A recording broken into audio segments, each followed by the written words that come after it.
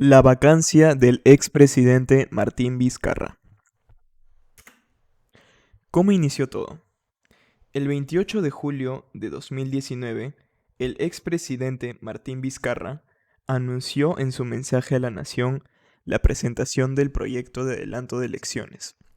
Este sería el principio del fin del gobierno de Vizcarra, pues el mismo día el Congreso de la República emitió un pronunciamiento en el cual dejaba claro que sus intenciones eran quedarse en el poder el mayor tiempo posible. Conclusión: Vizcarra estaba yendo en contra de sus intereses. La lucha rumbo a la vacancia había comenzado. Primer intento. Audios de Tía María. Empezaron las protestas del sector del Valle del Tambo, que se opone al proyecto minero Tía María. En medio de esta crisis, salió a la luz un audio en el que se escuchó al presidente decir que está a favor de revertir la licencia de construcción de Tía María, y si en un mes no cumple con su palabra, se podrían tomar medidas radicales. Segundo intento. Aeropuerto de Chincheros en Cusco.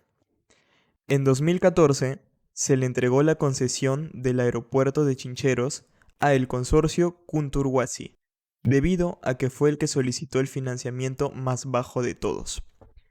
En 2016 se dio a la luz que el contrato iba a costar más del doble, así que el gobierno suscribió una adenda con la cual estuvo a favor en aquel entonces ministro de Transporte, Martín Vizcarra.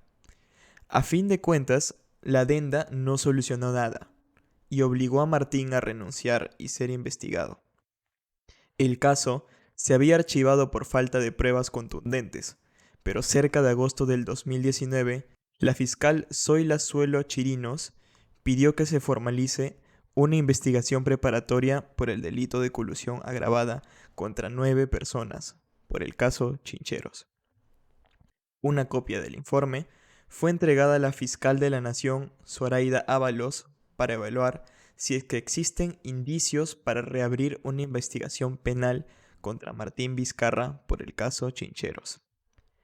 Se mencionó que en una laptop incautada al gerente general de Kunturhuasi encontraron un pliego interrogatorio con preguntas y respuestas de la interpelación de Vizcarra cuando era ministro de Transporte, y se pensó que esta vez lograrían vacarlo.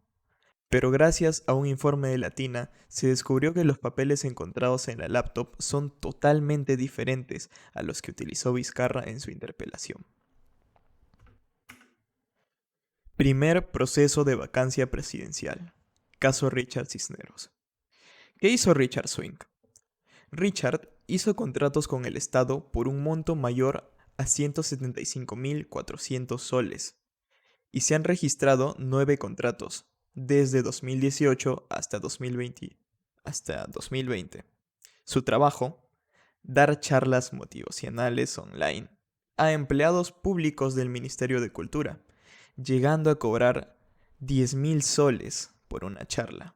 Y te preguntarás, ¿dónde entra Vizcarra? Pues el 10 de septiembre, el parlamentario Edgar Alarcón revela ante el Pleno de Congreso 3 audios que vinculan al presidente Martín Vizcarra con el caso Richard Swing. Martín acusa un intento desestabilizador. A estos personajes no les interesa el país ni la democracia. Solo quieren tomar el gobierno para garantizar su control hasta el 2026. Estamos ante un complot contra la democracia. Todas esas fueron las palabras del expresidente. Alcanzadas las firmas requeridas, congresistas de diversas agrupaciones presentan formalmente una moción de vacancia presidencial contra Vizcarra, por la causal de permanente incapacidad moral, amparándose en el artículo 113 de la Constitución. Segundo proceso de vacancia presidencial. Caso Hospital de Moquegua. El 20 de octubre de 2020, se presenta la moción de vacancia por presuntos casos de corrupción de parte del exmandatario durante el tiempo en el que fue gobernador regional de Moquegua. Se dice que Martín Vizcarra solicitó 1.300.000 soles para dar la concesión del hospital de Moquegua a la empresa ICSA y que si no aceptaba no daría su conformidad para firmar el contrato. Finalmente, la moción fue admitida con 60 votos a favor, 40 en contra y 18 abstenciones.